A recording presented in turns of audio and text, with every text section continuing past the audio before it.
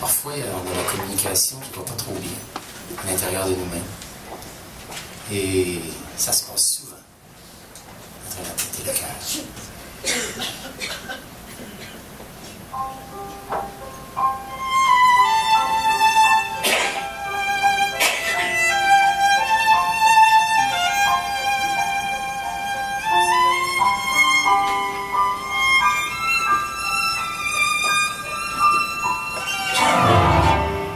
Ma relation amoureuse vient de finir.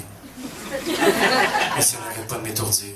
Mon cœur veut retourner la voir, mais ma tête ne veut plus d'histoire. Mon cœur n'a pas de mémoire, mais ma tête se rappelle des déboires. Entre mon cœur et ma tête, il y a un problème. Je ne m'entends plus avec moi-même. On me dit, va où ton cœur te dit d'aller.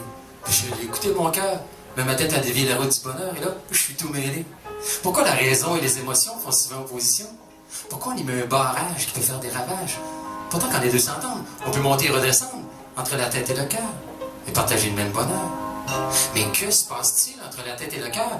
Y a-t-il une route ou un chemin qui relie ces deux auteurs, du mal et du bien? Il doit exister un chemin imaginaire.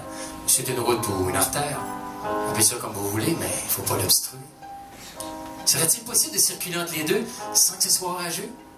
Sans avoir à franchir une lourde frontière qui pèse et qui voudrait que le cœur se taise?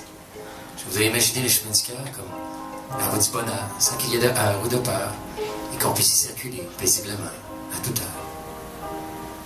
OK, d'un côté, il y a la raison qui est la tête, qui fait souvent sa tête sans poser de questions au cœur. Pourquoi? Parce qu'elle a peur. La raison, c'est la tête qui prend des décisions analytiques, rarement romantiques, souvent politiques, politiquement correctes, peut-être. Et la tête, c'est la raison qui veut toujours avoir raison sans poser de questions à son voisin tout au fond.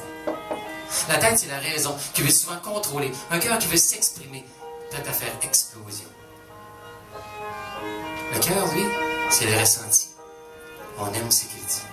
Quand il dit quelque chose, ça sonne comme l'odeur d'une rose. Le cœur, c'est aussi un organe qui bat pour la vie et l'amour. Il ne faudrait pas qu'il tombe en panne, parce que la tête s'en souviendrait pour toujours. Le cœur, il peut s'exprimer. Il n'a pas besoin de réfléchir pour dire ce qu'il peut ressentir. Il n'a qu'à se laisser. Le cœur, il ressent. Ensuite, il ressort ses sentiments. Quand ça sort, oh wow, ça vaut de l'or.